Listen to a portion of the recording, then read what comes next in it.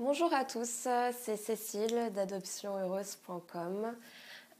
Aujourd'hui, je vais vous parler du sujet de la confiance que l'on accorde aux autres. Autant dire qu'on n'accorde pratiquement pas de confiance en les autres. Alors commençons par le commencement. À notre naissance, justement, avec le traumatisme de l'abandon, notre cerveau, notre croyance mentale nous dit que on a été trahi, justement, trahi par notre mère de naissance, puisqu'elle n'était pas effectivement censée nous abandonner.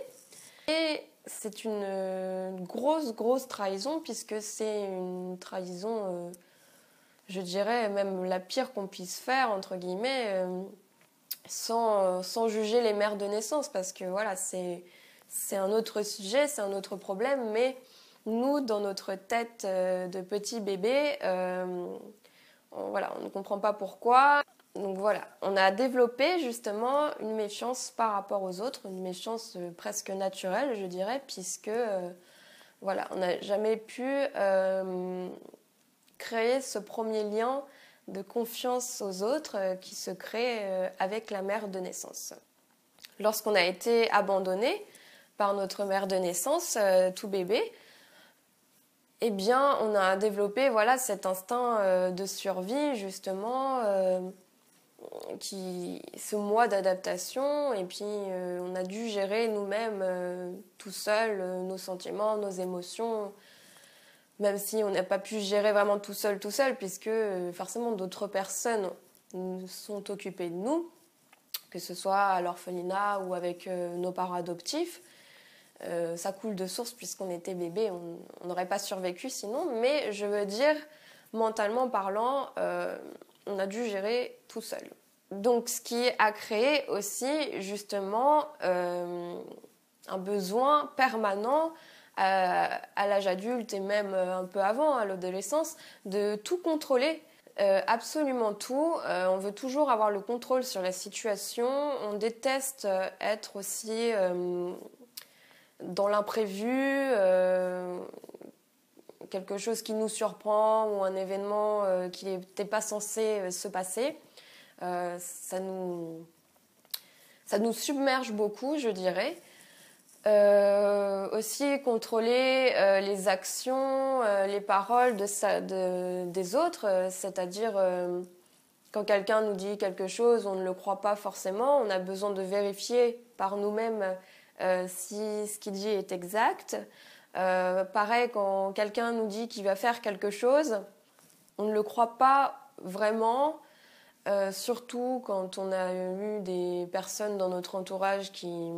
Je pense que tu en as aussi peut-être une dans ton entourage qui dit qu'il va faire quelque chose et qu'en fait il le fait jamais, mais il dit toujours oui, je vais le faire et voilà.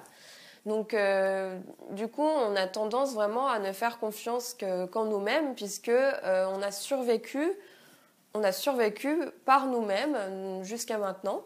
Notre croyance mentale, encore une fois, nous dit que il n'y a que nous qui puissions voilà, gérer une situation ou s'occuper de nous-mêmes. Alors que paradoxalement, en tant qu'adopté, on a beaucoup de mal à s'occuper de nous-mêmes. Enfin bref. On a aussi beaucoup de mal à faire confiance, entre guillemets, à nos amis, c'est-à-dire, par confiance aussi, ça regroupe beaucoup de choses. J'entends par là se confier, s'ouvrir aux autres. On a beaucoup de mal à se confier sur nos ressentis, sur nos émotions, sur ce qui nous fait souffrir, sur vraiment profondément sur notre histoire. Et c'est vrai que ça crée des relations plus ou moins superficielles, puisque comme on ne se confie pas, qu'on reste vraiment très en surface avec les autres ne vont pas se confier naturellement puisqu'ils vont percevoir cette image de nous comme quoi peut-être dans l'extrême qu'on n'est pas quelqu'un de fiable ou qu'on cache, on cache quelque chose, qu'on ne veut pas dire quelque chose. C'est un cercle vicieux. C'est vrai que ça crée vraiment des confusions dans notre entourage et paradoxalement aussi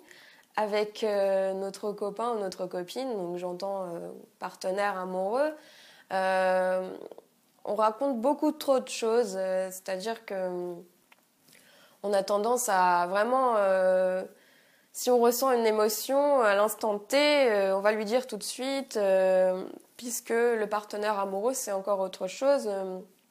Je le dis beaucoup sur mon blog et aussi dans l'autre vidéo, dans la précédente vidéo, comme quoi c'est notre substitut maternel. Donc en même temps, on a besoin absolument de tout lui raconter, de tout lui dire à chaque fois que quelque chose ne va pas. Et c'est vrai que c'est toujours cette ambivalence de l'adopté qui d'un côté se ferme comme une huître dès qu'on nous demande quelque chose qui peut paraître anodin chez les autres, mais quelque chose sur nous-mêmes. Et à l'inverse, avec le compagnon ou la compagne, même s'il nous demande rien, on va vraiment tout lui raconter, on va raconter notre vie. Donc voilà, c'est le comportement un petit peu ambivalent de l'adopté. Ensuite, ce qui pose aussi problème, c'est que depuis notre naissance, on a l'impression qu'on peut vraiment tout gérer par nous-mêmes, qu'on ne demande vraiment rien à personne. On a beaucoup de mal aussi à demander de l'aide aux autres. Mais à l'inverse, on peut avoir cette dépendance affective, c'est-à-dire d'avoir en permanence besoin des autres, surtout vis-à-vis du compagnon, enfin du partenaire amoureux. On a toujours besoin de lui parce que on vit un petit peu à travers lui. C'est un petit peu compliqué dit comme ça, mais c'est vrai qu'on a dans cette demande permanente de l'avoir à nos côtés. On a aussi cette peur de la solitude. La peur de l'abandon, de se retrouver à nouveau seul. On cherche en permanence à être entouré de personnes, de gens, mais pour autant, c'est comme si c'était, c'est un peu extrême ce que je vais dire, mais un peu des fantômes dans la pièce, c'est-à-dire qu'on est rassuré par leur présence, on délire bien ensemble, on part en soirée ensemble, ça c'est plus pour les amis. Et en définitive, on a beaucoup de mal à se confier à eux, à leur faire confiance, etc.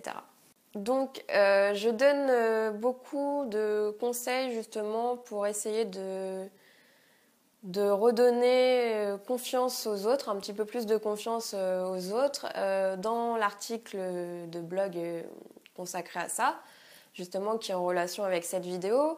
Je ne les dis pas en vidéo parce que ça prendrait énormément de temps de tout expliquer, surtout que il y a la confiance en amitié, en amour. J'ai pas parlé de la confiance envers les parents adoptifs, mais c'est vrai que ce sera un sujet à développer. Donc je t'encourage à aller le lire si tu veux plus de détails. Et puis quelques petits conseils aussi pour avoir plus confiance aux autres, tout simplement. Je te remercie d'avoir regardé cette vidéo et je te dis à très bientôt et prends soin de toi.